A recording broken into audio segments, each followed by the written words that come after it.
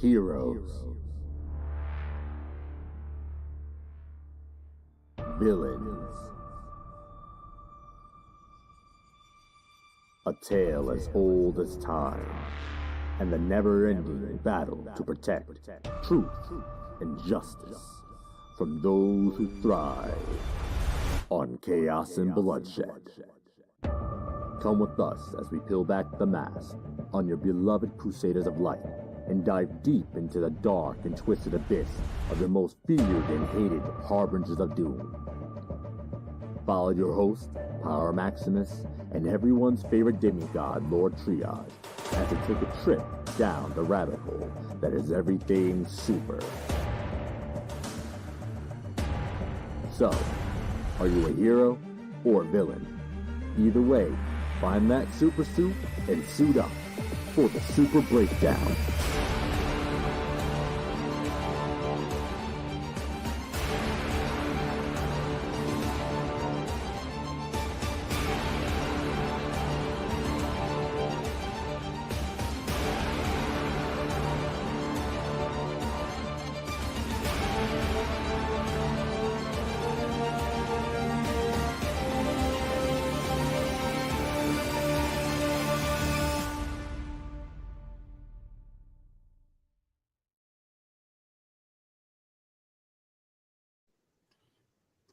Oh, what? Hold on. We're live? Oh my God. We're going? Oh.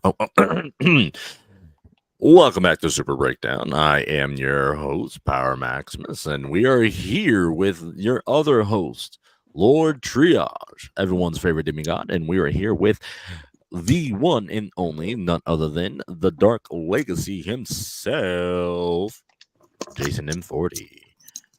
Welcome back to the Super Breakdown, y'all. Oh, it's been a week. It has been such a week. Oh man, how's y'all week been? Ooh, pretty good. Pretty good. Got a lot accomplished. Triage, how about you? If you walk down the right back alley in Schenectady, you can find just about anything. You don't even have to walk down an alley in Schenectady to find just about anything. You literally walk, man. Just go to Walmart.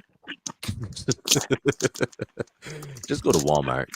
Seriously, just go to Walmart and you will find all the weirdness that you need. Seriously, or That go is true. downtown after dark. No, seriously, man. Yeah. As for me, Triage knows he was there. My week has been absolutely hectic, from doctor's appointments to running around and getting set up for my gender reveal, which was yesterday. I found out that I am going to be a girl dad. I am having a baby girl. I am overjoyed. Thank you. I'm Congratulations. Thank you. I wanted a girl so bad. You know, I look up, I like, one of my idols in my life was Kobe. Is Kobe. You know, just that whole Mamba mentality, the way he would speak, his passion for everything that he did, and his love for his daughters and being a girl dad. This is a big stigma that was going on for a long time, just within, just within society, that, like, men have to have a son in order to be their heir and carry on, because daughters, they grow and they marry and they lose their last name and stuff like that. But for me, that's never really been a concern of mine. I don't really care about it. I don't care about namesake and stuff like that. But no, I just always wanted to have a girl. So now, by the grace of the gods, I got my wish. My fiance wanted a girl. We already have, my stepson, little man. We already got him. So she wanted a girl. So she's getting a girl. I'm getting a girl. We all wanted girls. So we are overjoyed through the moon. I'm sitting here having my celebratory Terramana. So I'm drinking for, not just the show, but for my own personal celebratory reasons. So I just want to say salud to everyone that's been watching, that's been staying tuned to the show, that loves the show, that gives their input on the show. Salute to you two for coming on every week, every other week, doing this show with me, with us, having fun and shit like that. So glasses up. Cheers. Here, here. Cheers. Here. Mm. Mm. Oh God. Woo. All right. Let's get to it. This week we're doing something a little different. I don't think we've ever talked about something like this yet. We're gonna be diving into Sin City, not just the the movies, but majority of the movies, but also but Triage is also gonna be educating us on the comic books, on the graphic novels. I'm sorry, I shouldn't say comic books because they are graphic novels. And just give us a background on like what made the movie so good, and then what made the comics so good. But yeah, no, let's get into it. So Triage, take us away. Explain, give us like the base rundown of what Sin City, what Frank Miller's Sin City is. So Frank Miller's Sin City is basically like the ultimate neo-noir storytelling to me. It's one of those things like where it has all these different aspects because the city itself is almost like a living, breathing thing. And then you have all these characters who intertwine and move about the city who tie in with one another. Mm-hmm. Now, the story itself is only set across 7 books. Mm. Like if you watched the first Sin City, which I know you have, Power. Mm-hmm. So the first Sin City, excuse me, the first Sin City is 3 of those 7 books. Okay, so that's why it goes between Bruce Willis's character, Mickey Rourke's character, and Clive. What's his name? Clive what? I forget his name. Owen. Oh yeah, Clive Owen's character. All right, so yeah. All right, okay. Like, because I remember like the movie. They said that the movie is kind of like it's like an anthology. So it's like more than one story that are like completely separate from each other, but also do intertwine at some points. Like yes, whether it be characters or things that are happening. Yes. Mm-hmm. All right, so let's talk. Let's talk about the comic books first. Let's talk about I'm sorry, I keep saying comic. The graphic novels. Let's talk about the graphic novels first. So let's get to the root of what they are. When did the first? Do you know when the first story, when was this run of Sin City? So it was first published in the early 90s, and it was the first story was The Hard Goodbye, which is the story that's all about Marv. And Marv is played by Mickey Rourke in the movie. Correct. All right.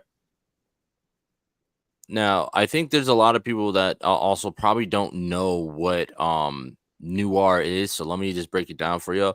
So Noir is like detective. So like those old detective movies that had the black and white, and you hear the kind of like music in the background. It always start off like the camera's like on the door of their detective agency, shows a name, and then you got the detective narrating in the background. Kind of that's what a noir is. What was that? There was a game that came out a while back. Something noir. New Noir or something like that. That literally it's a kind of like a Telltale's detective game. But yeah, that's what Noir is. So for those who don't know, it's kind of like a black and white detective series. You kind of find things out as the main character finds it out. Mm-hmm. So just for y'all who don't know. So when you read these stories, when you were reading these stories, like did you get them all at once? Did you start with the first book and go forward, and like how was that experience? So I got them as a Christmas gift from my big sister. Shout out to my big sister, Lenise Robinson. Love you. Shout out. And she had got them for me, and I had so first book I had actually read was A Dame to Kill For, which is the second book in the series. So I read that one, completely loved it, and then I went back and then read the others in chronological order. All right. So if you were to compare the first movie, you said because the first movie, it's the first 3 books. If you were to compare how they portrayed the story in the movie, to how it takes place in the book, because the movie was clear, it's like in 2.5 hours, damn near a 2.5 hour movie.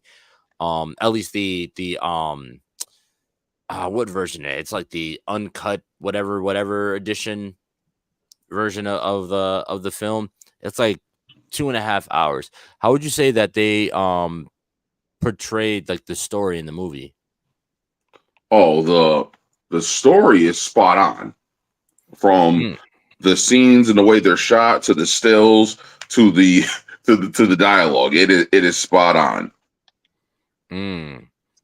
Now I know some people like to stray from that and not necessarily go for it, but if you were to watch the movie then read the first 3 books,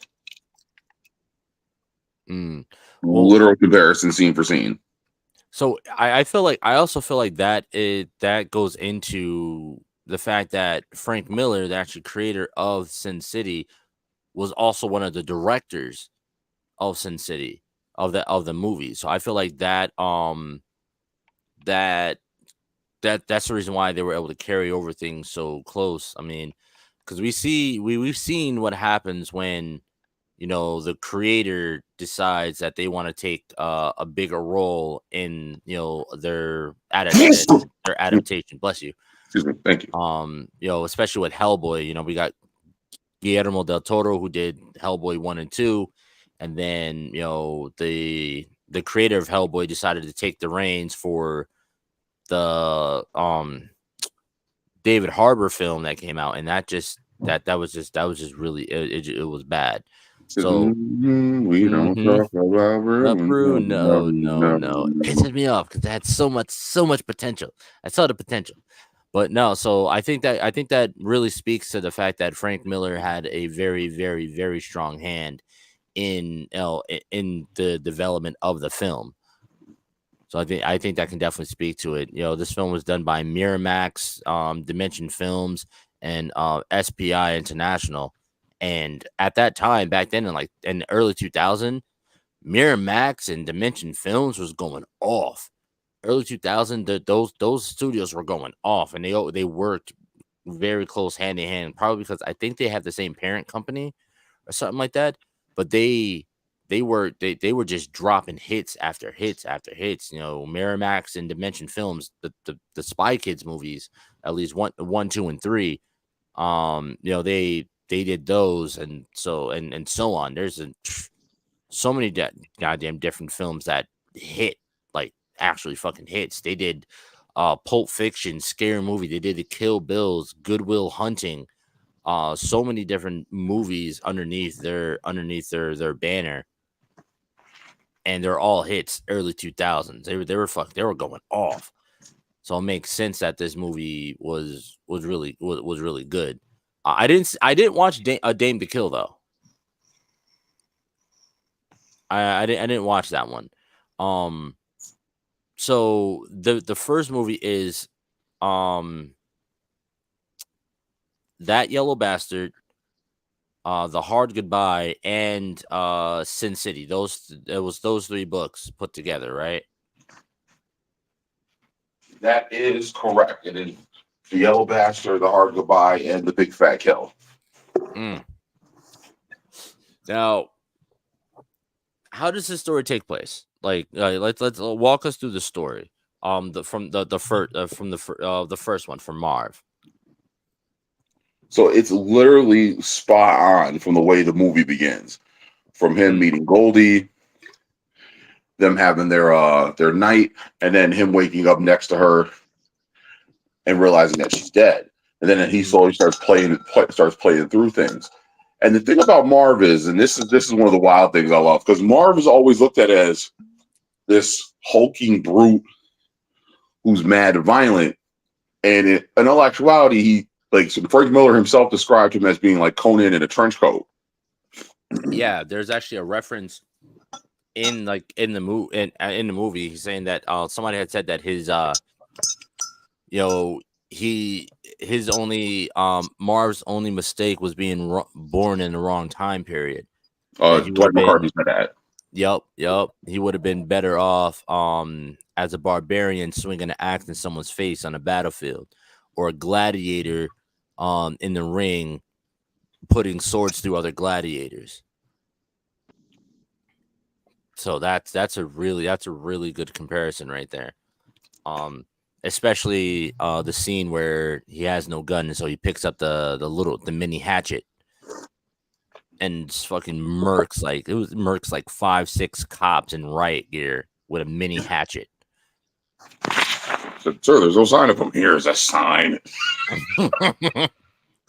And dude, that's the third. So before we start, I was telling you there's a lot of dick shots in this movie. There is. You got Bruce Willis. Bruce Willis's character in the beginning, he shoots the pedophile's dick off. Then you got Marv. He got 2 dick shots because he shot the bounty hunter in the dick. And then when he swings the hatchet, his first hit on the first thing, he hits him in the hatchet. It hits him with the hatchet in the dick. That's 3. I never count the dick shots. I guess I'll have to count the dick shots now. And that sounds fucking crazy.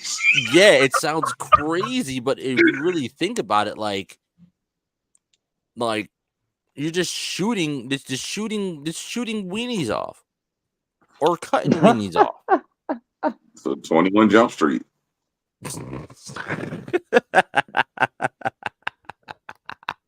Oh my god. But no, yeah, he's a brute, and he's a killing machine. Now my thing. So I wanted to ask. I'm sorry to go off of what we were just talking about, but I noticed in the film that there is like a bit of a super powered aspect to it. Slight, because if you look at Elijah Wood's character, him playing Kevin, like he has like claws, like he has claws. He's like jumping around, doing like super feats and shit like that. And then like his pain tolerance is ridiculous. Like Marv literally cuts off his arms and legs, and he doesn't cry out, doesn't make a peep, doesn't say anything. His own wolf walks up and pretty much eats him and disembowels him, and he doesn't scream not once. So what would you say to like there being kind of like a super powered or kind of aspect to these films and books, and especially like Marv, the shit that he goes through? He literally jumped out of a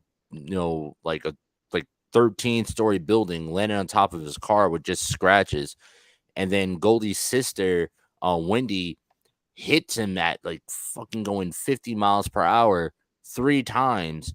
And he breaks no bones and just gets up, hops in his car, and chases after. His face is completely just riddled with scratches and scars by the end of his story, and he just still going. Like what? Yeah, would you be able to say that there's some kind of like superhero aspect to this? Well, I would say it was one of those things where there is like a supernatural undertone to it. Yes, for certain characters, from Dwight McCarthy and the way he jumped off the building to Hardigan surviving being shot the way he was. But it's one of those things like where it just teeters that point where it's almost goofy or insane and just reels itself back because of the shit that's going on in the city. Okay.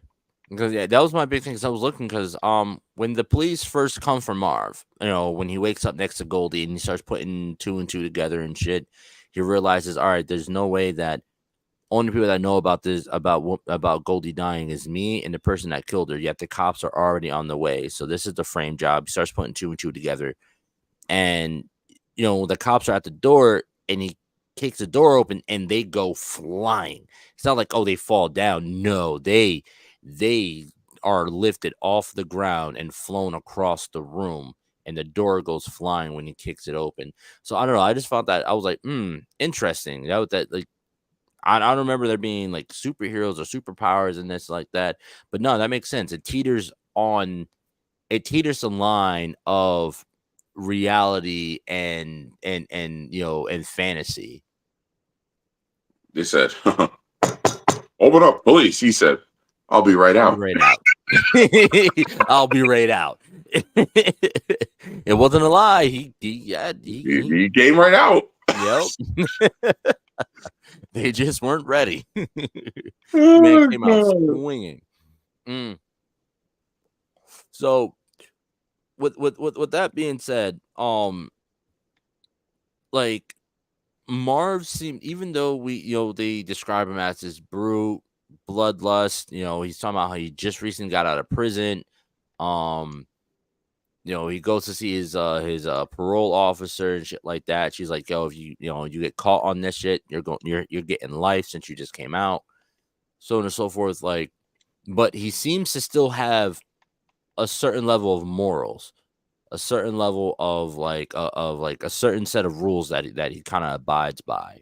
Oh, that is a very, very astute observation. Like Marv basically feels like things are balanced. So like if you do right by him, he owes you a debt until it's paid. So that would explain why he felt the way he felt towards Goldie, because he was saying because her sister was asking like, why do you care so much about the situation? And it really don't got nothing really to do with you. And his thing was like, no, she did right by me. Yeah. I've never felt the way I felt before. Look at me. He's like, I couldn't even pay for a woman. No one wants me, but she was kind to me. And she gave me the best night of my life. And so and he didn't even get to thank her. Right. And so he's like, this is my best way of thanking her for that, is by getting her justice and revenge. Okay, and I like that, because I like that in the character, because that gives the character some level of a level of duality. You know what I mean? It's like, all right, they may be bad, they may be in a bad situation, but they still he still holds to his morals. He still holds to. He even said, he's like, I don't hurt women, but he damn sure smacked the shit out of Wendy, knocked her ass out with a back smack, with a backhand. He had a very very stern rule when it came to hurting women. That was something that he was ironclad against, but he refused to let her see what was going to happen to Kevin because he was too worried about it freaking her out. Yeah. Honestly, I don't know. I felt like she would have been with the shits. I feel like he also didn't want her to kind of lose that innocence too, because she wanted to kill him, and she was like, "No, I'm not gonna let you get blood on your hand. Let me, I'm already back. I already got blood on my hands. Let me, you're a good person, and it wouldn't do Goldie any justice if I roped her sister, her twin sister, into this, and allowed her to get blood on her hands and stain her soul or whatever." Well, it's also one of those things where you got to remember, like he said, like he was comfortable with a certain level of violence that most people weren't, and he did that shit on impulse. He didn't have to think twice. He didn't cringe. You got on the wrong side of Marv, there's a very good chance you were going to wind up crippled, if not dead. True. So now here's my thing. So Bruce Willis's character, we only see him for a short period of time. Within the film, it's only like the first maybe like 15-30 minutes of the film, and then like a big chunk of it is taken up by Marv's story, and then the last story. What would you have to say and speak about on Bruce Willis's character that he played? I didn't catch his name because what I was watching on the app was fucking up, so I missed like a lot of his story. So So you have to look at it like this, like in Sin City there are basically four types of heroes, or there's basically four types of men. So you have your Marv, who's basically like your streetwise street guy who tends to get himself in situations and has to get himself back out. You got Dwight McCarthy, who was Clive Owen's character, who's basically like who wants to do the whole knight in shining armor, but then puts himself in the middle of a situation that he has to damn near murder half the city to get out of. Mm-hmm. You got John Hardigan, who's Bruce Willis's character, who's just a stand-up good guy, do right, cop, right? He's fighting a good fight. Mm-hmm. And then the last character is the character of Wallace. He's in the last book. He's in Hell to Pay. That's the actual story I was waiting to see them do something with, but they never got around to it. Yeah, because Dame to Kill didn't do well. Yeah.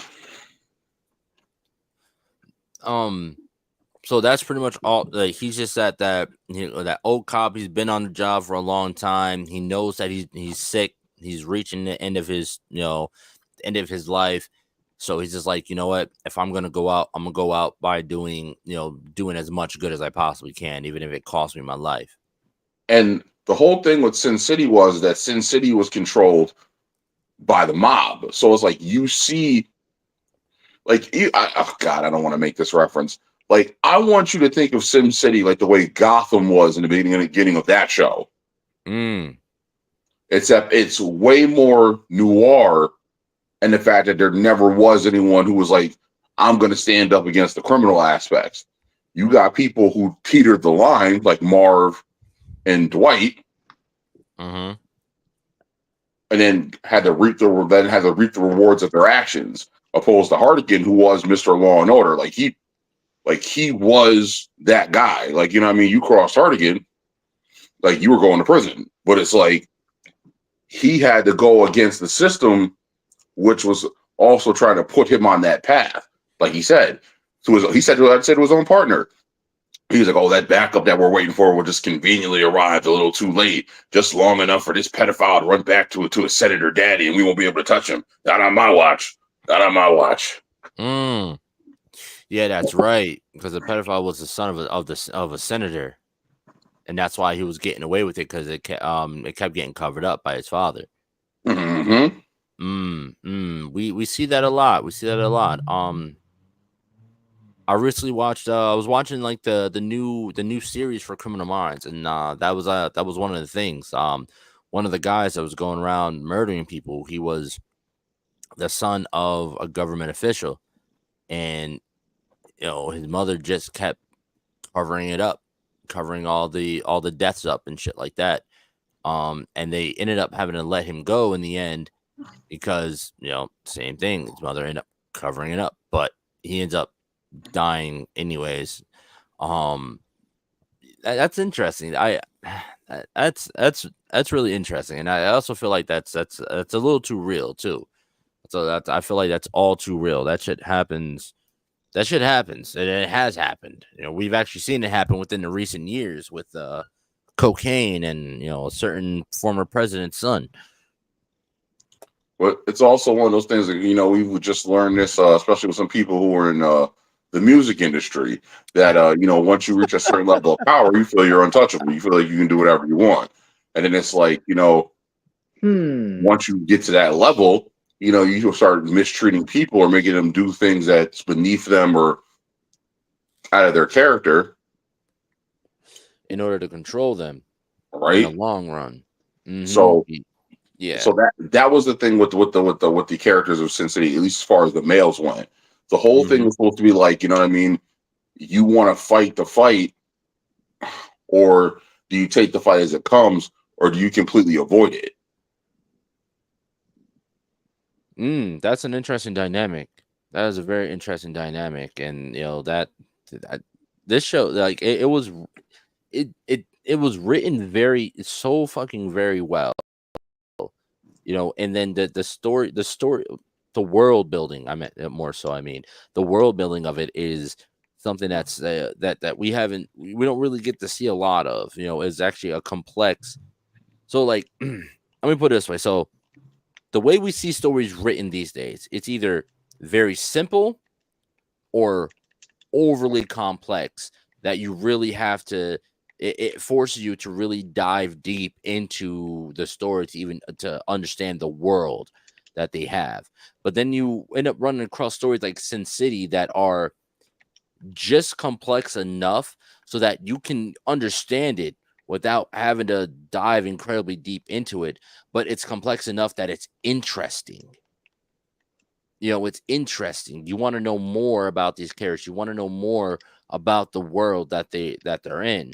But like, and sorry for this, Jay, but I feel like stories like The Hobbit or Lord of the Rings, their world building is so massively complex that It's difficult for some people to get into it. And I would definitely speak for that. Lord of the Rings and The Hobbit, and it's such a difficult world for me to get into because it's so damn complex. The story in the world is so complex, and that's a part of understanding a story, is understanding the world that these characters live in, because the world that these characters live in is a major part of what builds the character, why the character thinks a certain way, why they act a certain way, why they do the things they do. And I feel like Sin City, the story is just complex enough to give you these deep characters, but not overly complex where you're kind of lost in the sauce. You know what I mean? Yes, I do. So that's definitely one thing I definitely enjoyed, because I watched Sin City when it first came out. When the first movie came out, I watched it.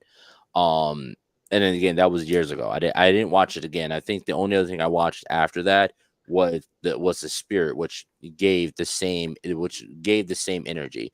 Now, speaking about that, how would you compare Sin City to the Spirit? I wouldn't. And why is that? I've never actually read the Spirit book, but I was not engrossed. It didn't hold my attention.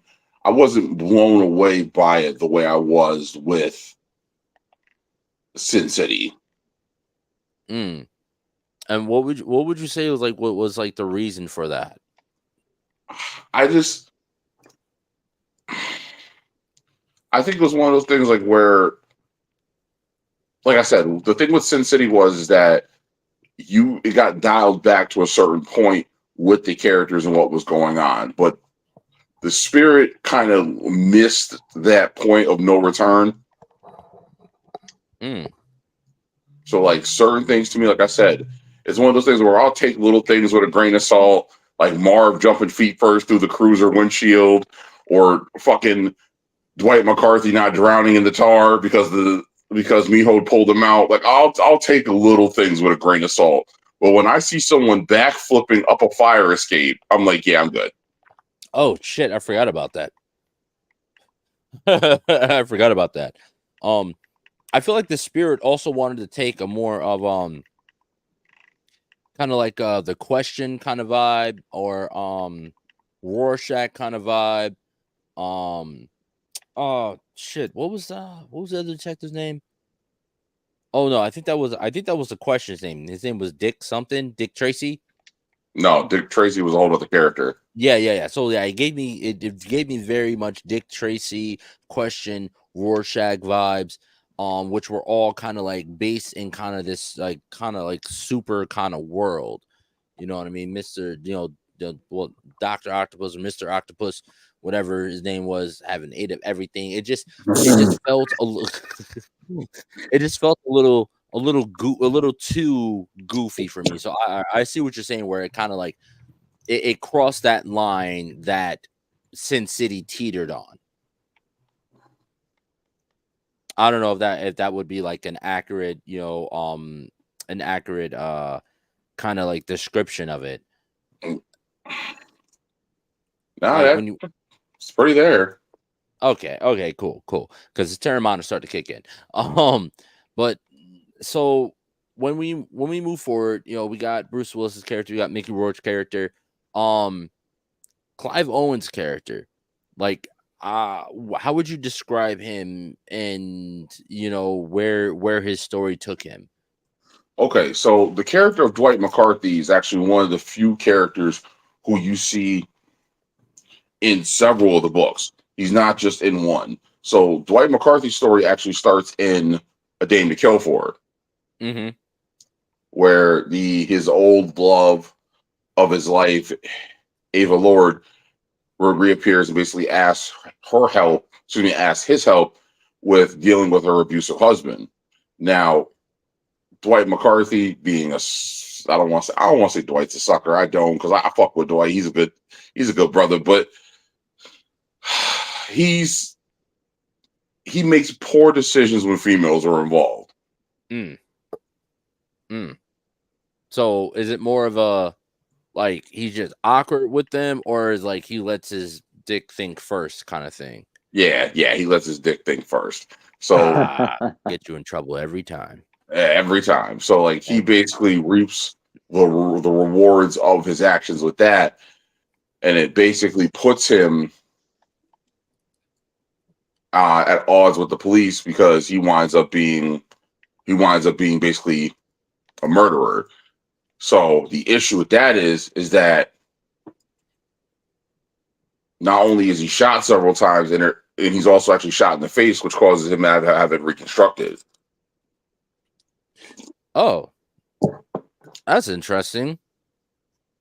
I didn't know that. Like, is that's in the story, or because like I didn't watch Dame to Kill. Or Yeah. do So they like say that in two? So like the whole thing is that because like when in the movie A Dame to Kill For, he's played by Josh the guy who's Thanos. Josh Brolin. Yes. Josh Brolin. So he's played by him in A Dame to Kill For, because A Dame to Kill For takes place before the Big Fat Kill. Because in the Big Fat Kill, Dwight McCarthy's played by Clive Owen. Oh, okay, yeah. All right. So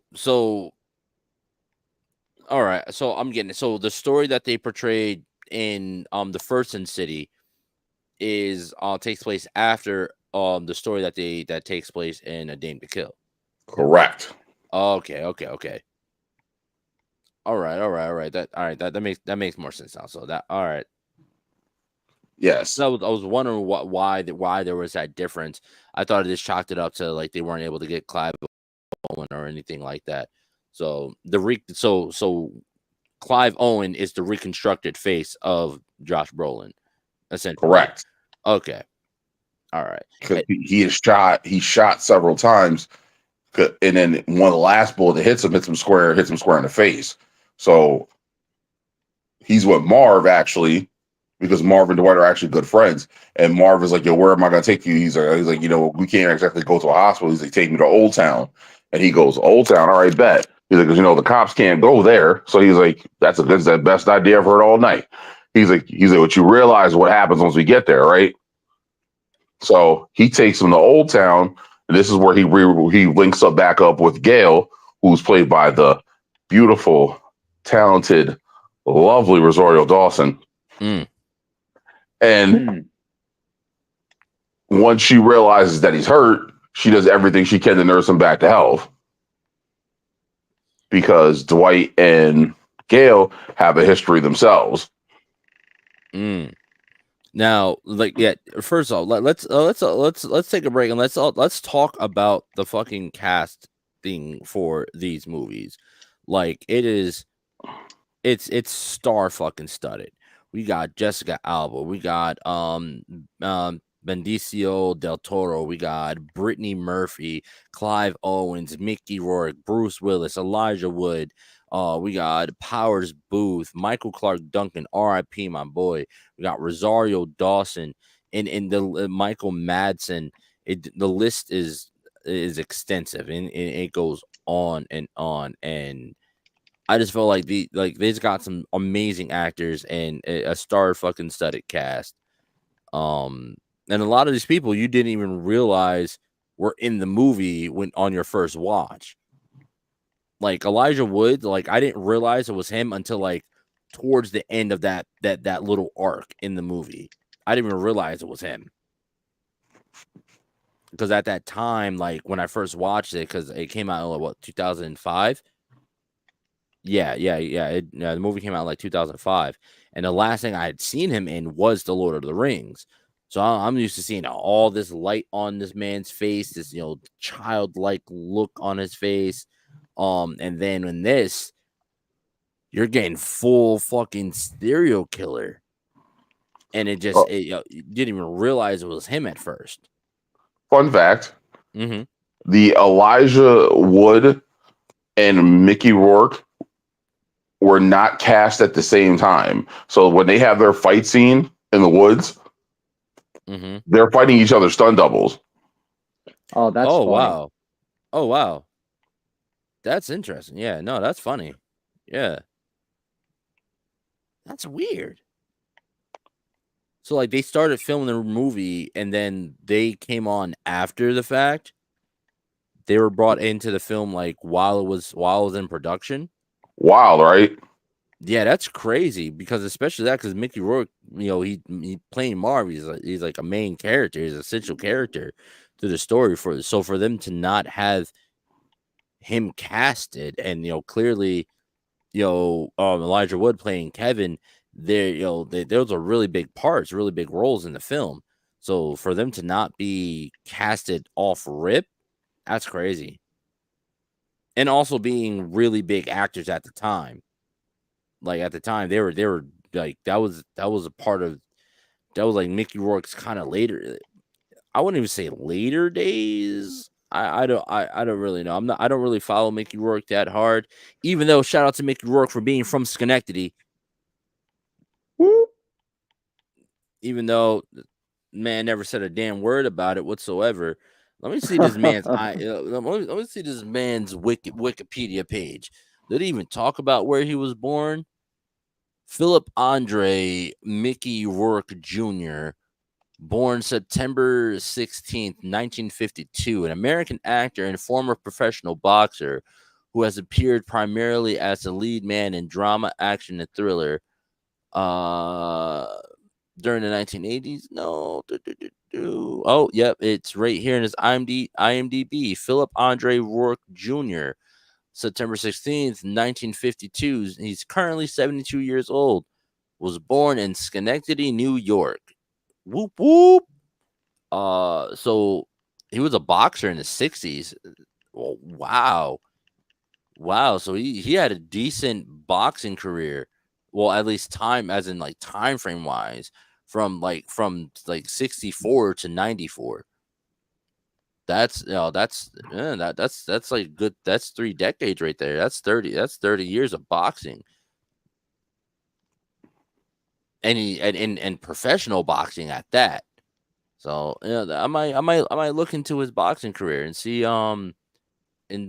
see what we got there. Apparently he went by the name of Eddie Cook for a while. Apparently that was like another name, Eddie Cook. But no, that's that's interesting. 30 years of boxing, and he was actually, if I'm looking at the time frames right, he was acting while he was still boxing because he started acting in 79. So he was boxing and acting at the same time, which is crazy. And for those who don't know, Mickey Rourke, Animal Factory, Get Carter, Once Upon a Time in Mexico, Man on Fire, all the Expendables movies. He played the tattoo artist. Also the guy that kind of like gave out like, hey, we got this shit going on, or yeah, that's very good old school actor. Oh, very good. And then of course, he played Whiplash in Iron Man 2, and also played Randy Robinson in The Wrestler. Which Yes. would fun fact, Mickey Rourke says that he regrets taking steroids in order to set up for The Wrestler. Huh. Yeah, so that's pretty interesting. Yeah, that's for somebody to like openly come out and be like, yeah, I took steroids to set up for this movie. And I also gotta admit, like Mickey Rourke got a lot of work done on his face. He got a lot of fucking work done. Like, if you look at him, like, I'm like, this man got work. He got work fucking done. And again, he's also one of like, oh, clearly, he plays Mars, so he's like, he a lot of times he plays the leading man in a lot of movies, but I also feel like he shines when he's playing like the side characters as well. When he's playing support characters, he fucking shines heavy. I don't know if you guys are very familiar with like a lot of Mickey Rourke's, films and shit like that. But now he fucking like even as side characters, he fucking shines. Like even in Once Upon a Time in Mexico. You guys seen that, right? Vaguely. I've seen bits and pieces of it. Jay? I have heard of it. I have not watched it. Oh, damn. Unfortunately. All right. Well, heads up to you. So you got to watch The Mariachis. All right. Then you got to watch Desperado and then Once Upon a Time in Mexico. These are 3 movies that are connected and nobody knows that they're connected, really. Oh yeah, that I know. Yeah, except for everyone thinks that it's only Desperado and Once Upon a Time in Mexico. No, there's a movie before that starts it all. That's about the mariachi, Antonio Banderas' character. And I don't think Antonio Banderas plays. I don't think he's in the mariachi. I never watched it. I've only seen Desperado and Once Upon a Time in Mexico, but those movies are pretty dope. And a lot of people forget that Johnny Depp was also in Once Upon a Time in Mexico. Yes, he was. Yep. Yeah, a lot of people forget about that. But no, yeah. So the cast, the fucking cast for this film is ridiculous. I didn't watch the second one, so I don't know what it is. So now I do have a big question because I don't remember this. The Yellow Bastard, and again, I had pointed out that this film is heavy black and white, but there's certain things in this movie that are in color, and they usually mean that it's important to the film. So the Yellow Bastard, what's that story with the Yellow Bastard? So the story of the Yellow Bastard is the story with Bruce Willis's character. All right. So it's supposed to be that he goes after this pedophile who is the son of a senator who's repeatedly gotten off on his crimes against small children. So he finally winds up going up against him. He nails him, shoots him.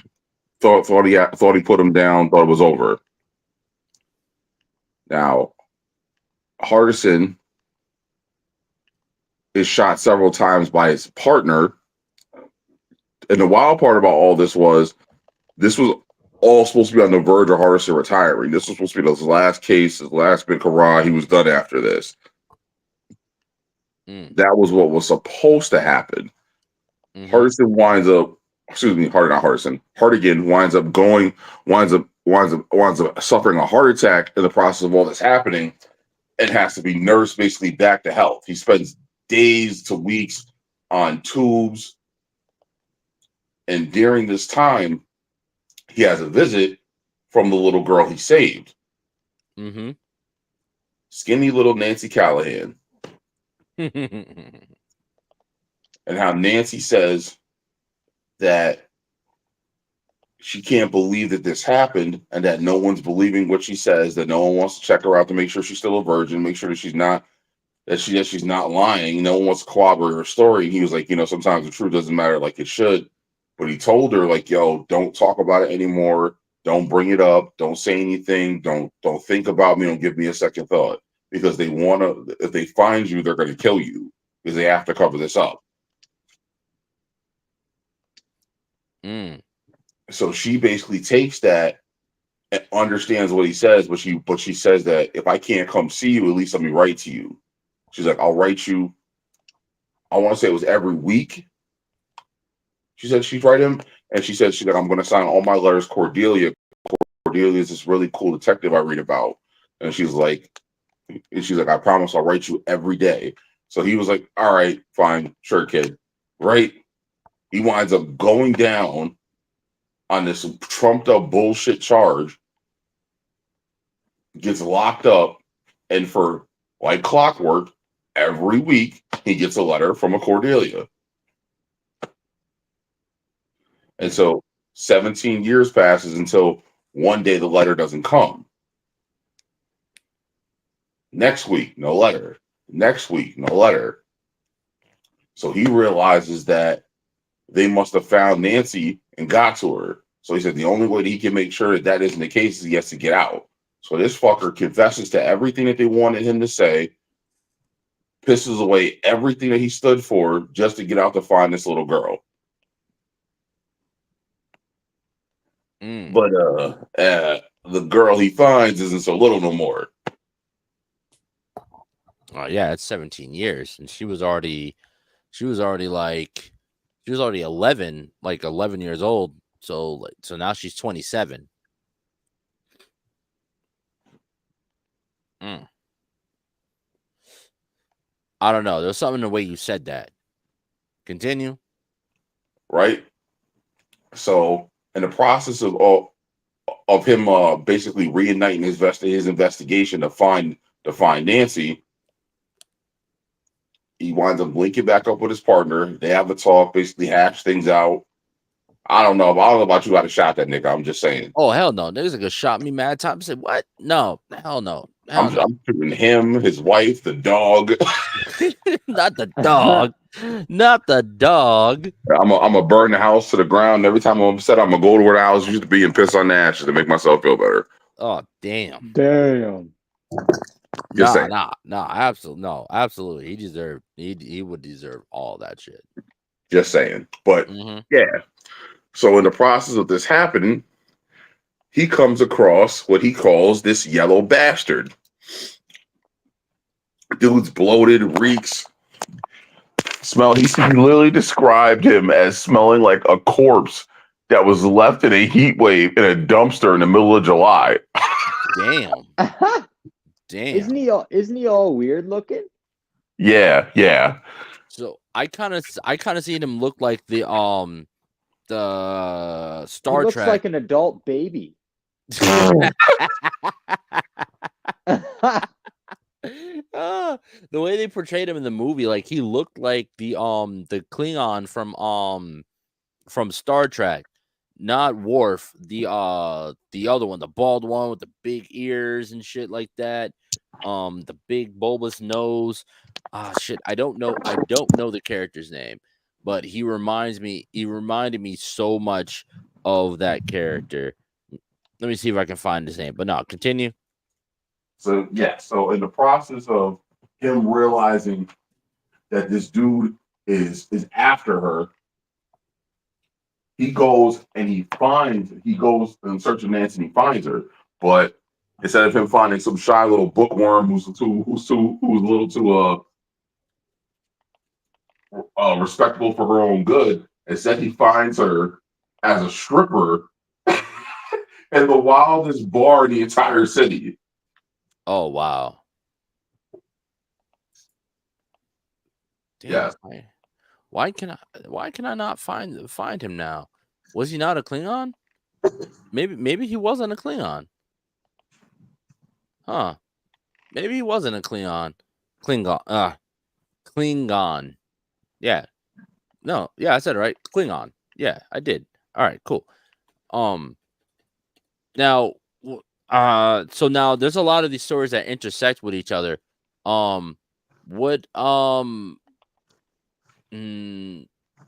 Like, is this a situation where like she ends up being a character that we've already seen before, just like older or whatever, or is it a character that like she's like this is our first time seeing her? No, so Nancy is actually the only character who appears in all 7 books. But Nancy is one of the few that isn't always speaking or interacting with said characters, because Katie's, the bar that she works in, is the bar everyone hangs out at. like where Dwight McCarthy makes that comment about Marv and how Marv isn't just at a place and time. That's where he makes the comment at. Oh, okay. And like he literally walks, and when Marv's looking to make his presence known and let people know what he's doing, he walks into Katie's. He basically tells these guys like, "Hey man, let them know that I'm down here causing a fuss, doing all kinds of wild shit." He's like, "Let it be known that where I'm at." He's like, he's like that way people who are looking for him can just come find him. Mm-hmm. And he literally says as he sits down at the bar, like Nancy's just getting started with her gig, but already the crowd's breathing hard. And it's like, now I heard the name Nancy and didn't even realize that Nancy was Jessica Alba. Oh, yeah, I thought so. See, when you said Nancy, I was thinking of Jessica Alba. So it is Jessica Alba's character. Yes. Okay. Yeah. So this is who I'm talking about right here. This is who the Yellow Bastard reminds me of.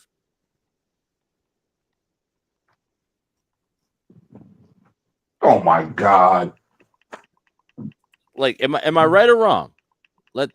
Am I right or wrong? Mm-hmm. Oh, sweet Christmas. Oh. Oh God, that's hilarious. Like, come on now.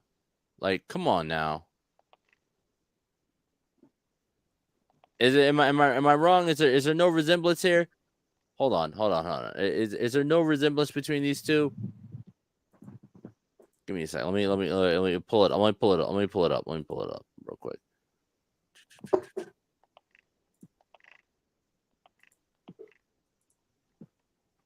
Is there no resemblance here? Hold on. I shared the wrong thing. One moment. Sorry about that. Technical difficulties. There it is. Boom. Like, you see what I'm saying? Am I wrong? Am I wrong in my assessment, or is it just me? I truly feel like there's like the bulbous nose, the big ass ears, the baldness, the teeth. Like, I don't know. Just to me, I just feel like they look a lot alike. One's brown and one's yellow. One's brown and one yellow. Yeah, I don't know. So yeah, the Yellow Bastard looked like Quirk to me because that was his name, Quirk, in Star Trek.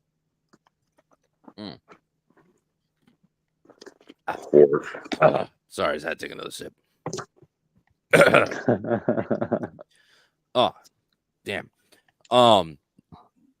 So to continue. Sorry to get off track. Sorry, I just always thought that every time I see the character, I'm like, this nigga looks like Quirk from fucking Star Trek. All right, so I wasn't bugging when Nancy from the movie opens, and the little girl that we see Bruce Willis save is the same girl that we see as Jessica Alba's character. Correct. Okay. All right. Cool. So I was all right. So I was right. I was right in that because I'm like, oh, Nancy. So those two stories, so Marv's story and Bruce Willis's story take place technically 17 years apart. I'm sorry, say that again. So what we see at the beginning of the Sin City film technically takes place 17 years before Marv's story. Yes. Okay. All right. And see, this is what I like about stories. So like personally me, I don't really like anthology stories because if I'm going to watch some, I want it to be one consistent like story all the way through, but I'll watch it if like the anthology stories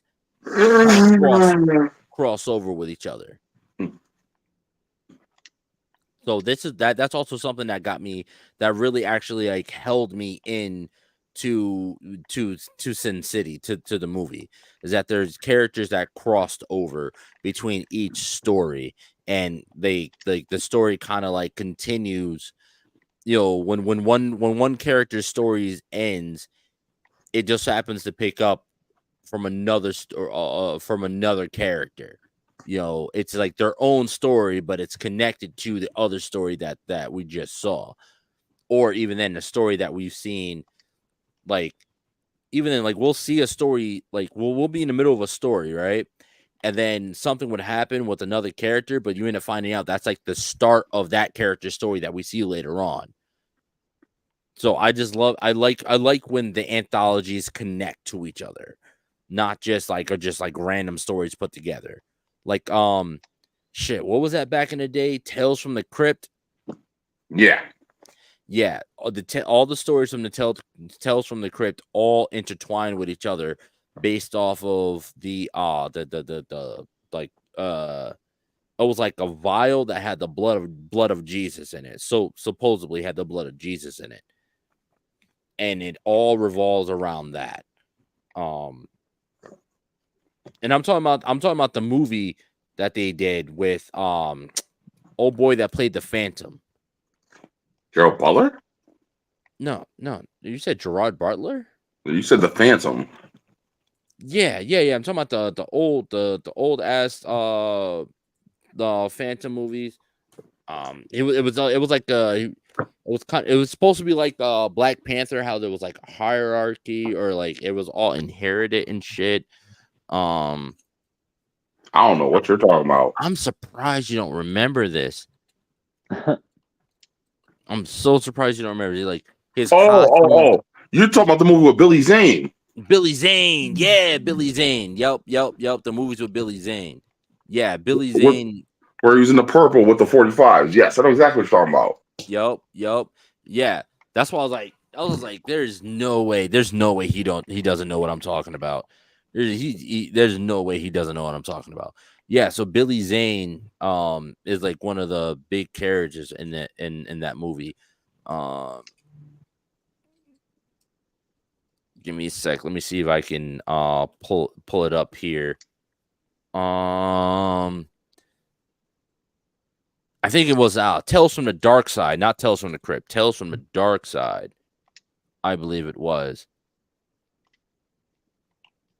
Let's see, Billy Zane. We got Steve Buscemi.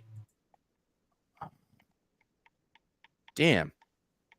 Holy shit, the movie is so fucking old, and I just cannot remember it for the life of me. But pretty much, it was just a bunch of anthology stories that all end up like coming together, and it all revolves around the one specific item, and it's all like it kind of like supposed to protect you from demons, monsters, zombies. Billy Zane, he actually played the bad guy in the film. Yeah, he was actually the bad guy. He was actually the demon trying to get in and kill everyone. Didn't know Billy Zane was also in the Critters too, as well. But yeah, no, I'm gonna look for it. I'm gonna continue to look for it. But no, that's just my thing on anthologies. If they don't connect, I'm not watching. And this is one thing that I feel like they really did right with Sin City by having all these characters, even though like they can be a main character in their own story, but in another story they're just a side character support, or they're just chilling in the background. So that's something I really enjoyed about Sin City. Now, when we go forward into, do you want to talk about Dame to Kill, or do you want to just leave it at just Sin City? Oh no, because it's all technically Sin City. It's just that the second movie was A Dame to Kill For, and that was a story they focused heavily on the book and from the books, because the other stories from that movie with Josh Brolin. No, Joseph Gordon-Levitt. Oh, okay, yeah. The story where he was the gambler, and then the whole thing with Jessica Alba going back and getting Rourke. That doesn't happen in the books. Oh. Oh, okay. So they decided to take creative liberties at that point. Well, I like the whole thing with Jessica Alba because it's like he gave her character closure. Mm-hmm. So that to me made sense in hindsight. But I don't know. The whole story with him being the gambler and then the whole thing with him beating Rourke and then Rourke taking it so personal, like I didn't care for that. Mm. All right. So I found it. So what I was thinking of, it was Tales from the Crypt, but it was the movie that they did for Tales of the Crypt called Demon Knight, where Billy Zane played a demon called the Collector. And his goal pretty much was like he was like going around collecting the debts, just trying to get they call it the ancient key that can unlock a tremendous evil. They never really specified what evil, but I'm pretty sure it was the vampire in which the they call it the heart was found on. But yeah, no, it's an old, and it came out in 95. It's called Tales from the Crypt, Demon Knight. Knight as in like knight in shining armor, knight. But yeah, it's shit like that. It was a bunch of anthologies that ended up leading up to one bigger story. Yeah, but now in A Dame to Kill, so in Dame to Kill, did they focus solely on just the Dame to Kill like comic, or was that also anthology style? So no, that was more focused on the book because, like I said, there is outside of the Dame to Kill for story, everything else they did was completely new. Oh, okay, okay. Now, how does if you were to compare the two, which one you said was the better one? It was definitely the original one. Like A Dame to Kill for to me isn't bad because like I appreciate the material, but it's like it just like I don't know. Like I said, that whole story with Joseph Gordon-Levitt's, like I just didn't get it. Like then they started the whole thing off with Marv retracking it, going retracking the steps, trying to figure out what was going on and how he got to where he was.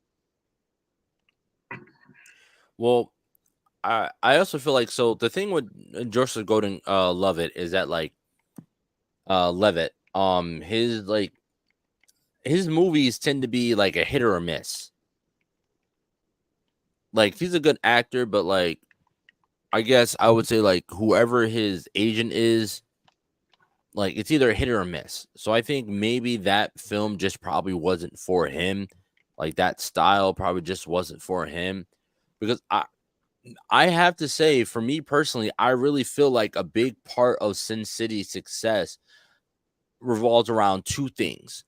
Well, the first film success, specifically talking about the films, with two things. One was the story. You know, them the way they were able to take three stories and put them into one movie, and then just the way they wrote everything kind of together, and then with Frank Miller really pulling, like really making sure that the movie was as close as absolutely possible to the actual graphic novel. I feel like that was one, but the other half of its success was the star-studded cast. And I feel like without having like that star-studded cast, like it really, it could really kind of fall short, or it can really do good depending on who you got. Because in this one, you got Mickey Rourke, he's coming back, he's playing Marv still. Jessica Alba's playing Marv still. Clearly, Josh Brolin, characters change. We got Bruce Willis coming back. The cast just isn't as the main cast just isn't hitting, just doesn't hit as hard as the first movie kind of did. Like you have the characters, like I said, you got Jessica Alba, you got Joseph Gordon-Levitt, Rosario Dawson, you got Powers Booth coming back as well, but it just I don't know, it just didn't hit the same. I remember they also Dame to Kill. I remember the big thing was that they got Lady Gaga to play Bertha as well in a Dame to Kill. So But Gaga was supposed to be like she was because Brittany Murphy played Dwight McCarthy's girlfriend who was the waitress, but Brittany Murphy, she passed away. So yeah. Gaga was supposed to be playing like a verity of her character without them technically recasting her. Okay. All right. Now, yeah. So I just feel like a part of the, and again, I haven't watched the movie, so I don't know what the way the story ran as opposed to the source material. But from what you're saying is just they didn't follow the same formula that they followed for the first film. No, not at all.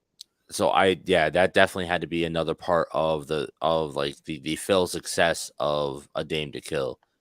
Because it seems like the plot for Dame to Kill got pulled from another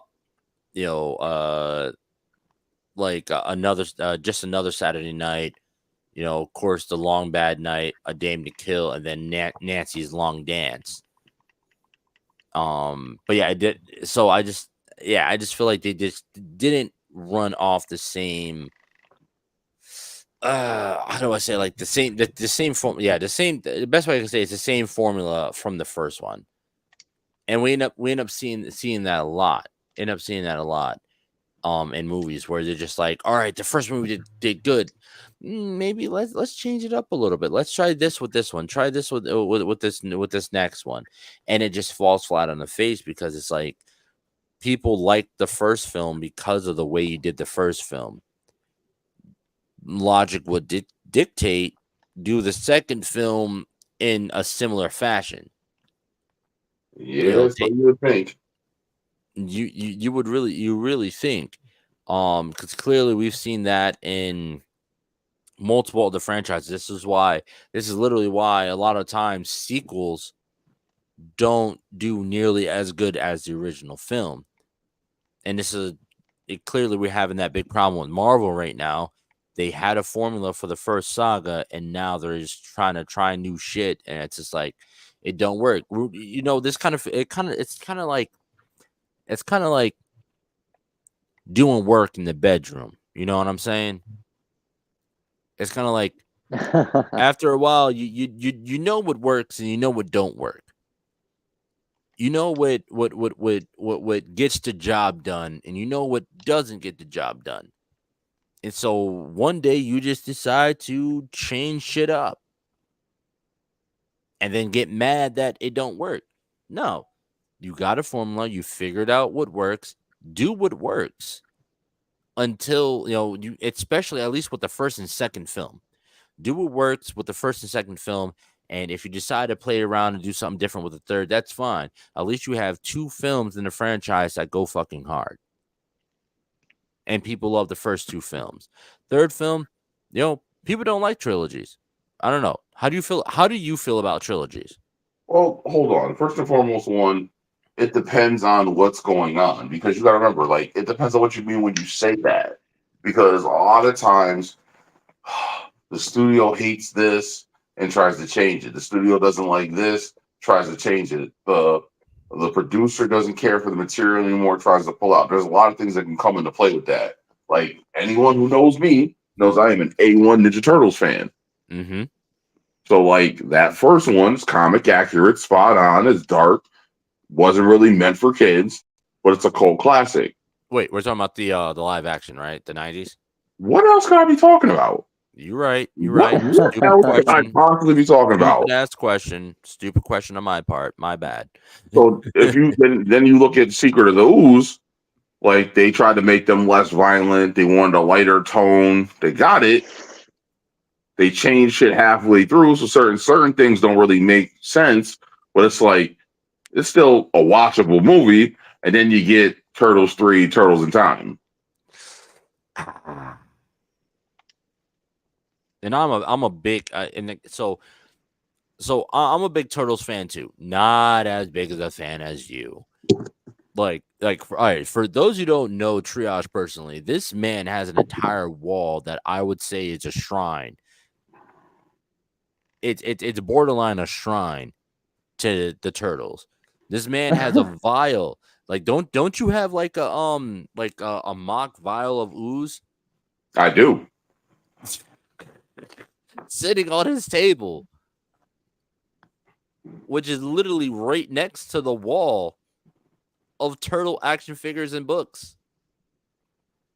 This man, when I say this man is a turtle fan, he is a turtle fanatic, bro. He's damn near a turtle fanatic. But I agree. I agree with you. You know that they and we talked about this before a few episodes ago as well when we were talking about the industry and just like a lot of producers and directors having to make changes in order to please the shareholders, in order to please the benefactors, and a lot of the times it goes wrong.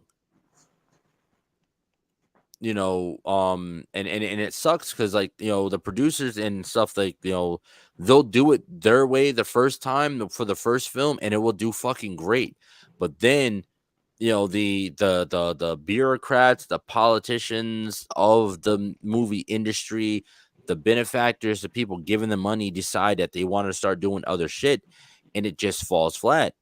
And I feel like the big reason is because the people in the suits are not fans of the work that they are promoting. Hmm. Am I right or wrong? I mean, I feel that in certain things in today's.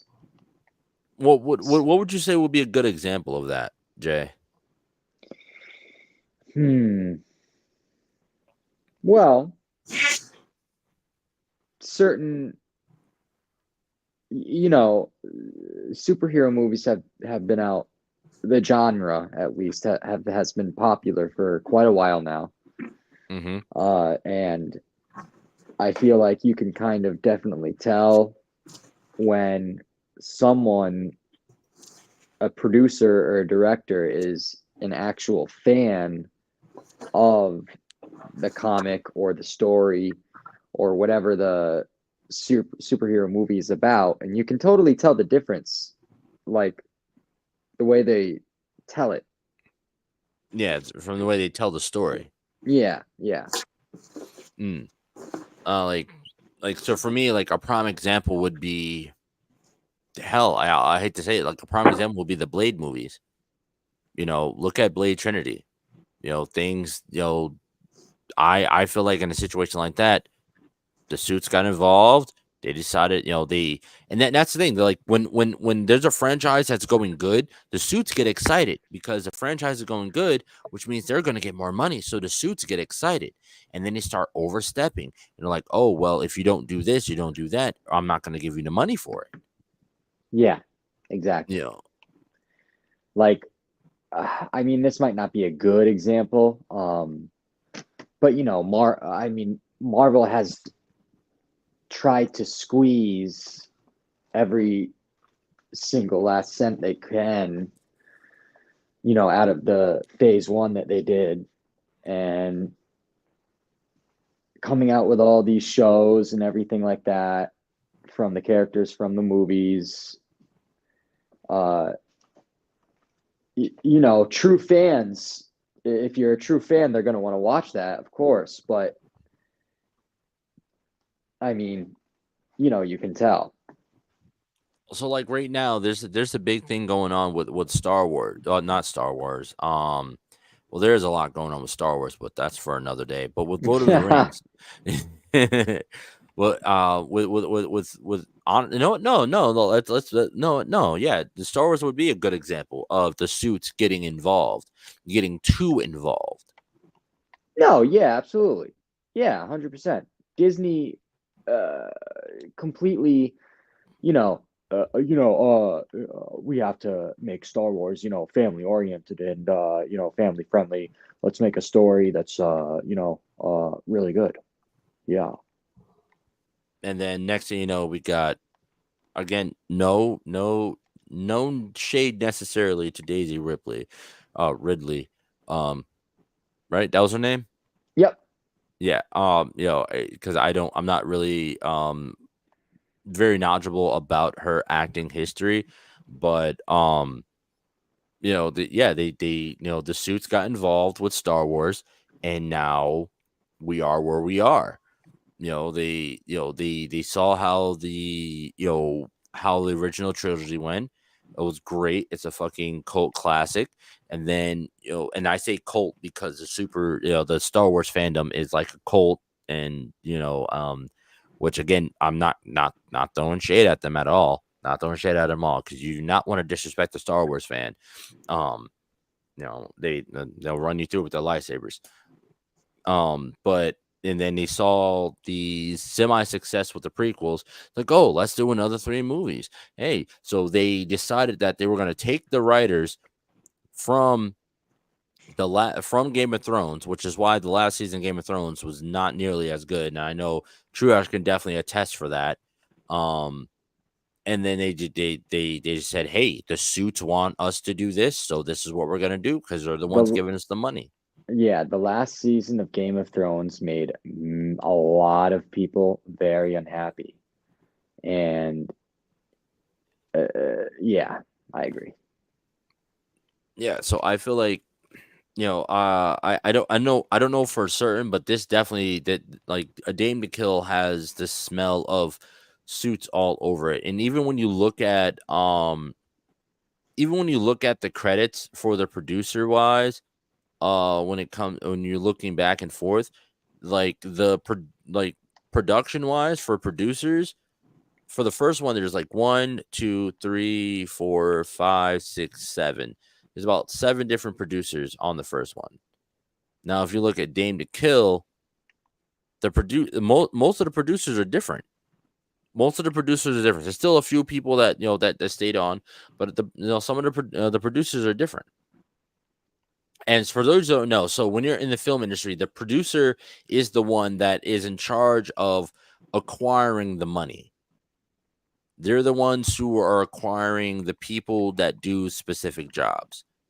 So they're the ones that decide, all right, who is going to be our lighting team? Who is going to be our effects team? They're the ones who are hiring these people. All right, who are going to be the actors? And then they hire the director to direct the actors. So the producer is kind of like the runner of the entire thing. Yes.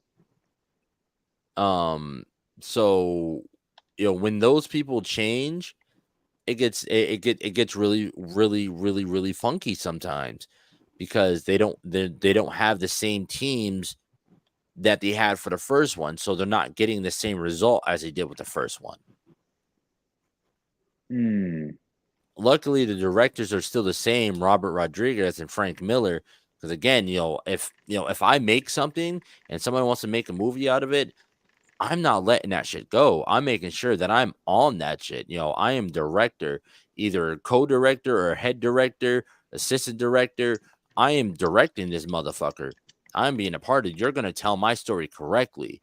But again, you can only do so much when the people that are funding your work,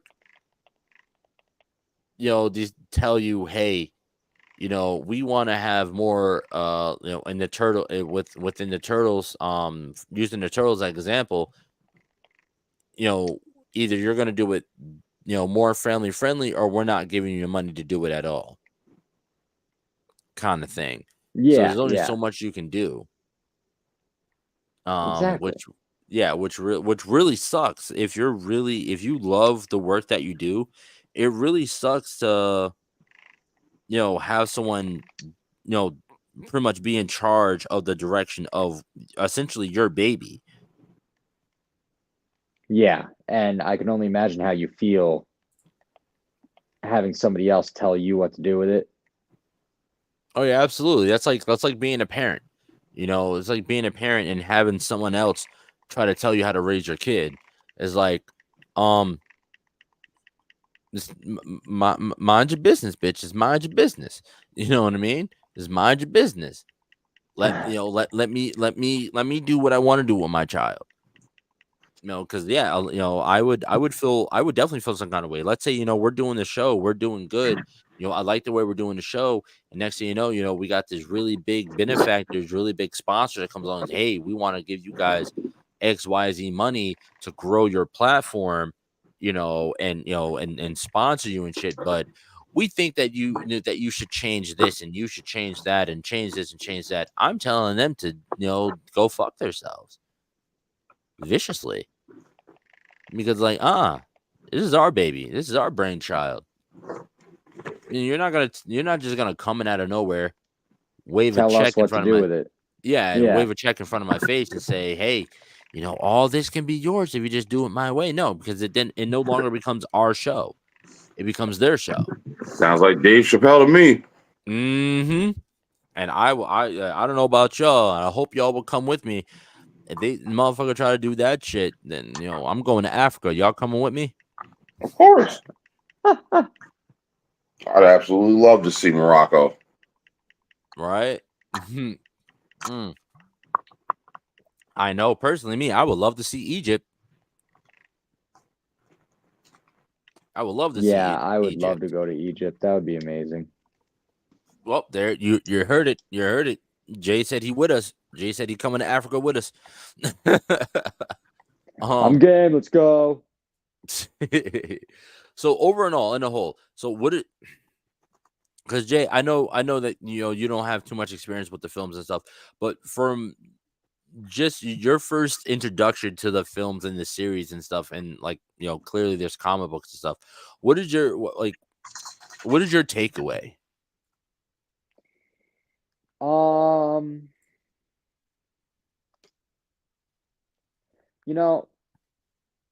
I really like how the films in particular are expressed.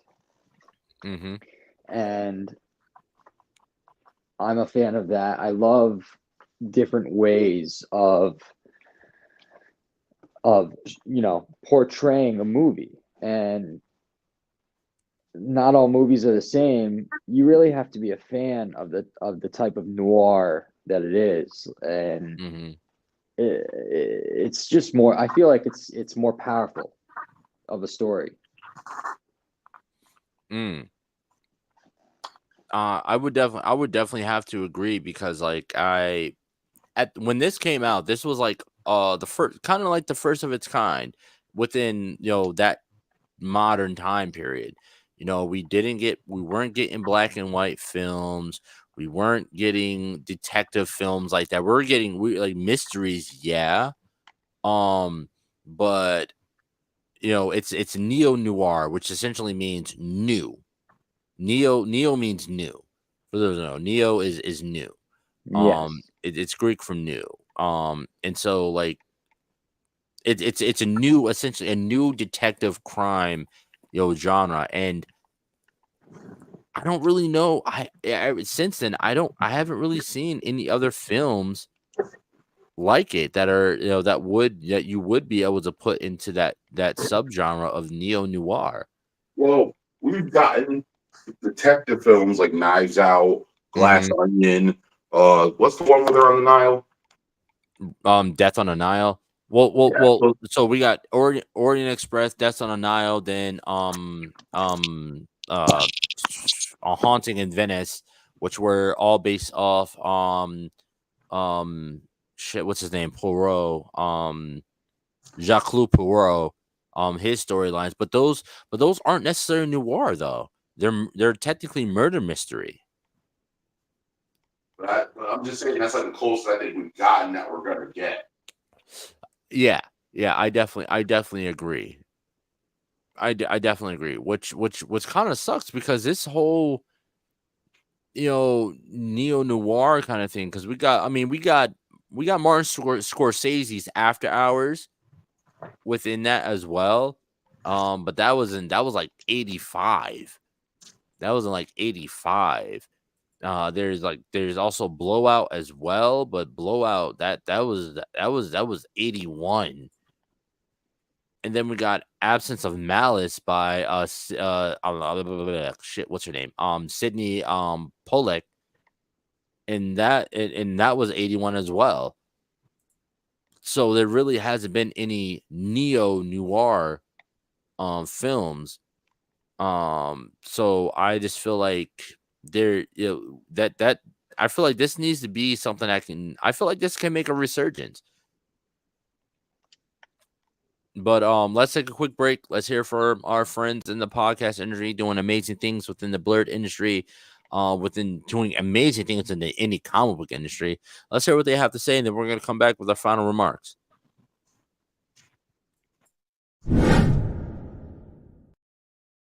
Going on, everybody? Lloyd Jones with Midnight Comics here, and we'd like to introduce you guys to our show, The Indie Breakdown, a show where we break down your favorite indie comic book characters' power, stats, and abilities, and get them ready for an eventual indie versus matchup.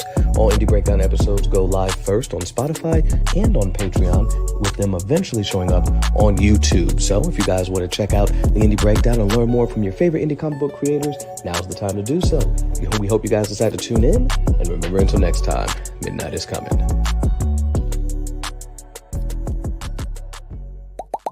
Hi, I go by Lady Mandalore, the creator of Roomful of Blurs. Do you have a whiteboard in your room? Do people get a glazed over look in their eye when you start to explain things to them?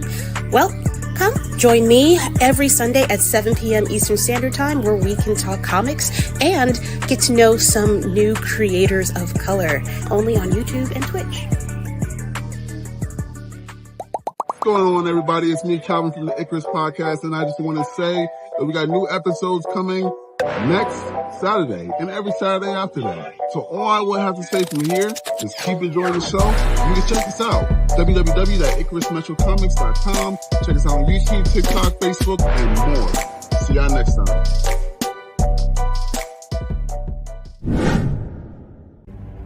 Join the Pulse.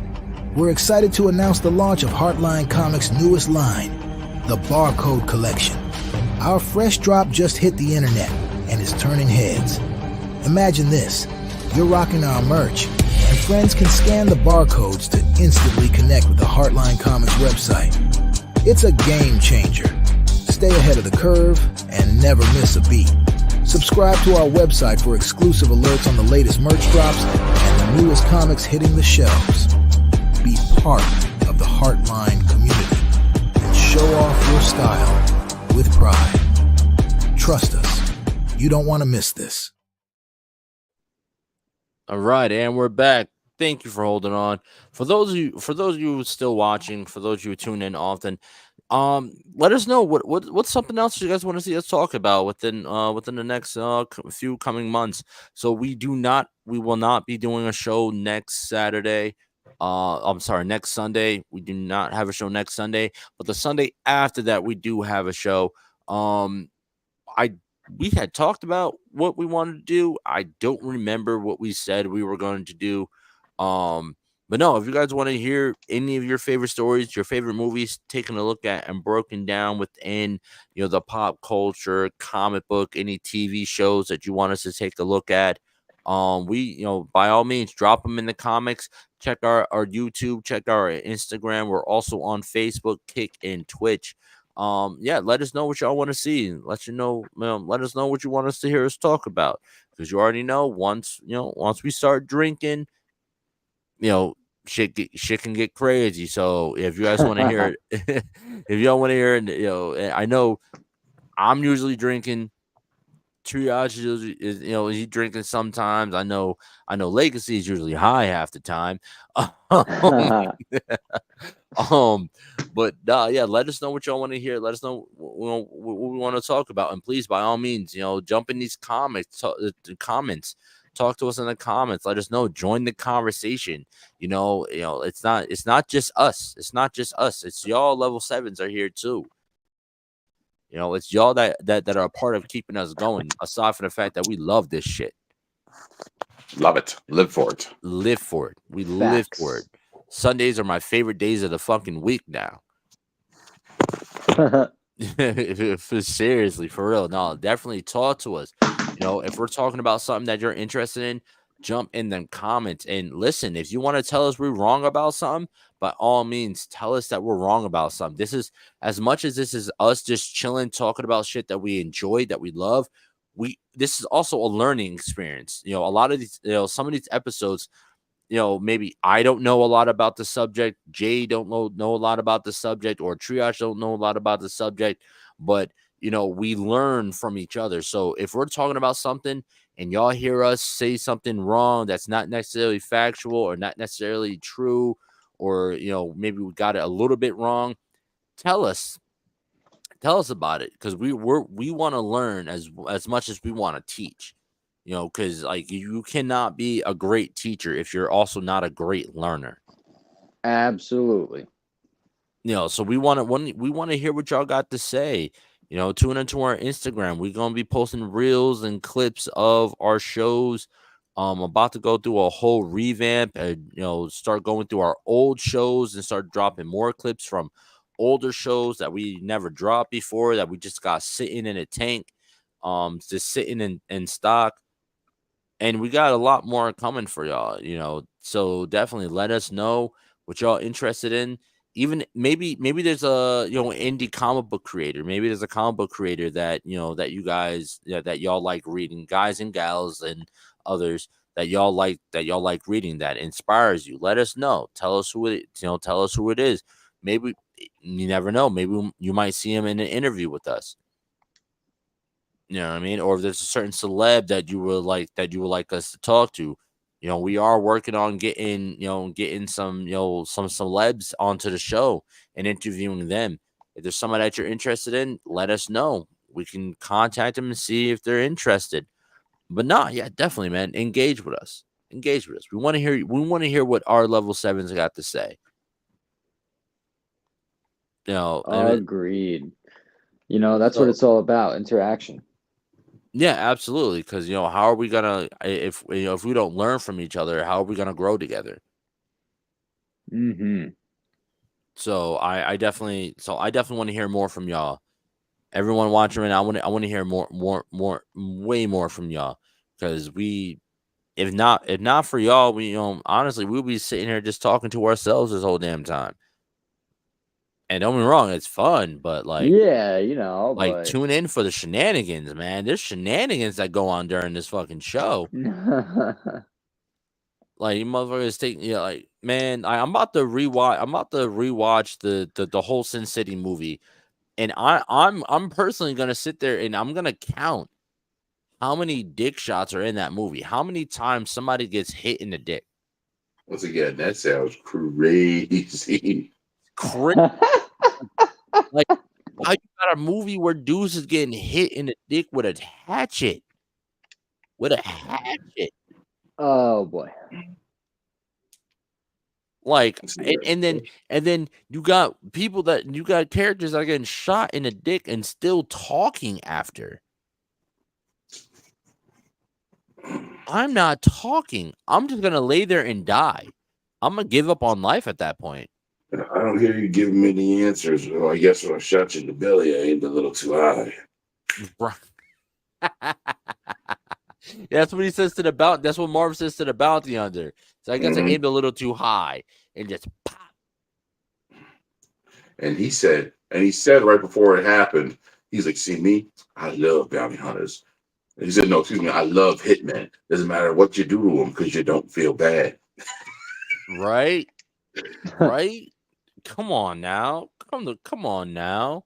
I don't know. Like, I felt like Sin City was such a great movie, but also an underrated movie.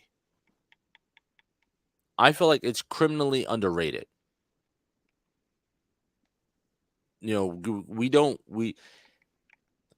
Like, come on, that whole scene when you got Marv running across the rooftops in the back, and in the backdrop to him running across the rooftops is like a legit comic book strip.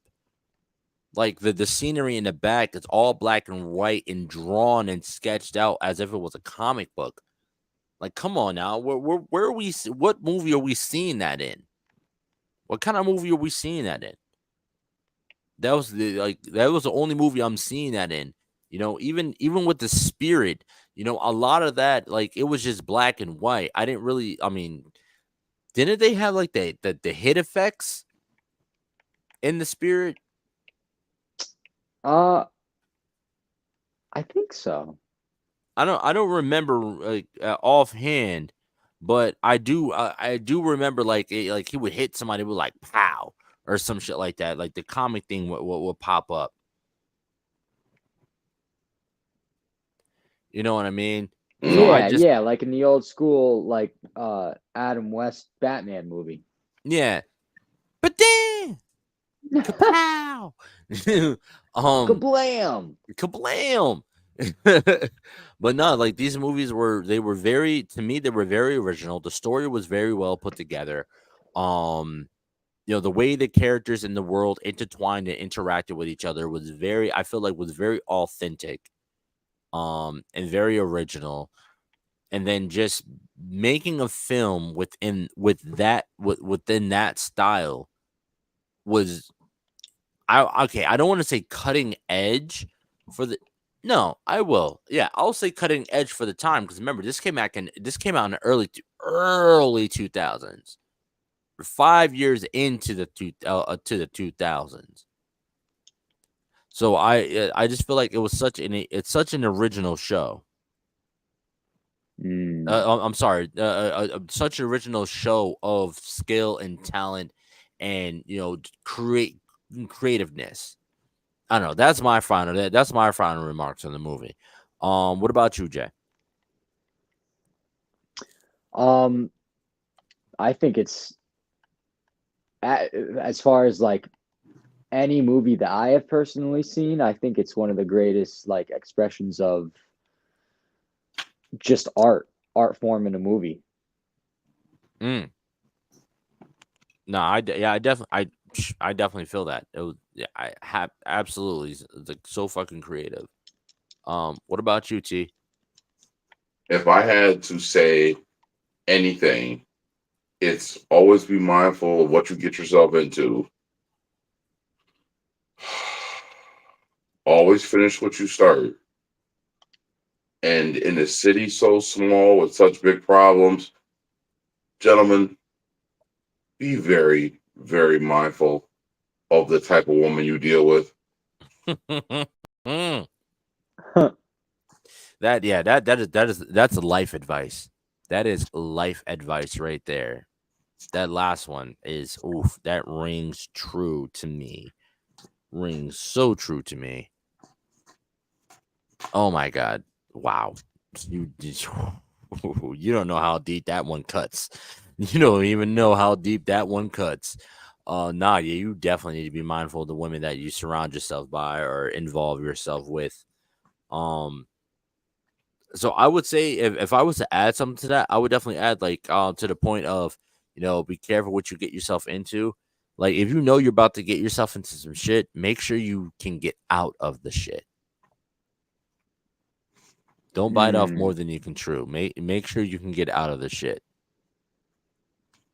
So for me, I don't know. Overall, so that was my final remarks on the movie itself. Now, my takeaway, well, the movie and comics itself, my takeaway from the films, and this goes on, not just like, all right, what I got from the story of the film, but the overall film in itself, from the way it was produced and created and stuff. I would say definitely, like, don't be afraid to try something new. You know what I mean? Just because, like, let's say, your certain niche is going in one direction, do not be afraid to veer off of that course. You know what I mean? Try something new. Try what you like. If it don't work, oh well, it don't work. Try something else. In the words of Cat Williams, keep trying shit, don't work. Keep trying shit, don't work. And that's fine, because that's how you build. That's how you grow. You learn, all right, I tried this and didn't work, but now why did it not work? Or I tried this and it worked. Why did it work? And then take that and apply it to your next project. And then if that one succeeds or fails, all right, why did it succeed, or why did it fail? And take that learning and apply it to your next project. And then next thing you know, you're gonna have a project that don't fail. You're gonna find yourself as a motherfucker that don't miss. And that's what I feel like, my overall takeaway from this film is, it was very unique. It was very new for its time. and I just feel like, Absolutely, yeah. yeah, I feel like I would love to see more of it. Like, so like as an overall like feeling and vibe and thought, what were your overall takeaways? So we got your remarks on how you felt about the films and the comics. What was your takeaway from the film and the comics? Triage. So my takeaway was that if you're going to be true to a work that you read or that inspired you or to a certain genre of film, you can be true to it while also adapting your material. You can also be bold and completely stick to the material and not change anything, and that people love it for what it is. I guess certain things don't transfer well from literature to screen or from screen to literature or from thought to paper, but sometimes you just got to go with what you know. That's solid. It seriously is. Just do you. At this point, it's kind of like just like throwing darts to a board. Something's gonna stick eventually, and eventually you're gonna hit that bullseye. Eventually, and I certainly feel like the first Sin City movie was a bullseye. Was most definitely a fucking bullseye. I don't know if anyone else would agree with me. But nah, yeah, definitely. I feel like they did so many things right with that film, and that's another one. Do you feel like there was anything that was done wrong in the film's Triage compared to the story?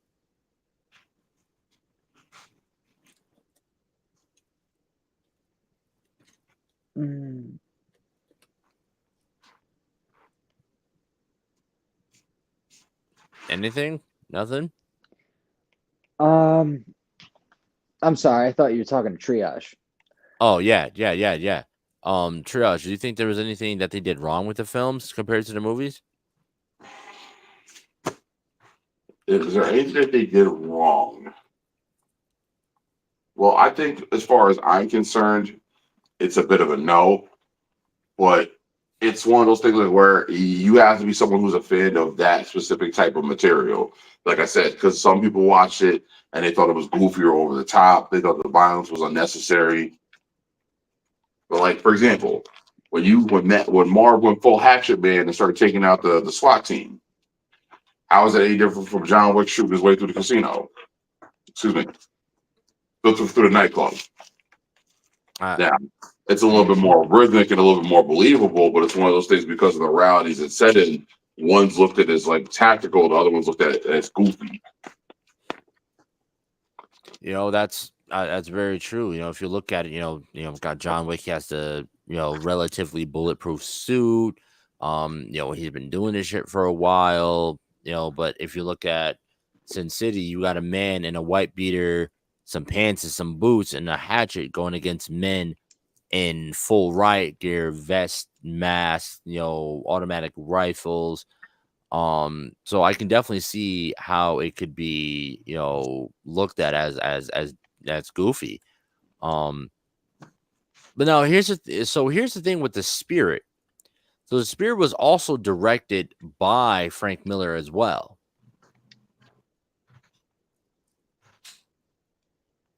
So I find that kind of interesting that Sin City did well, and then in 2009, fucking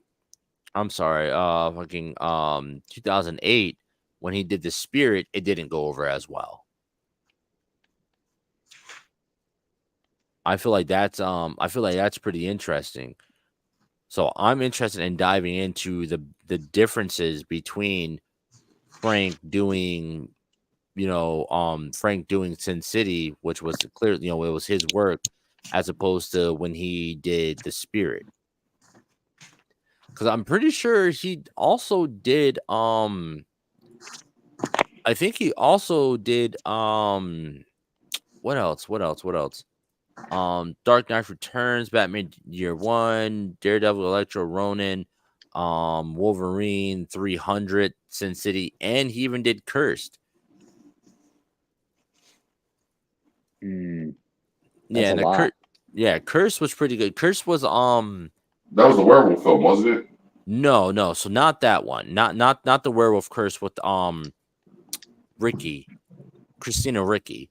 Not that one. But Cursed was a show that was a show that he did for Netflix, and it revolved around King Arthur, Merlin, Nimue.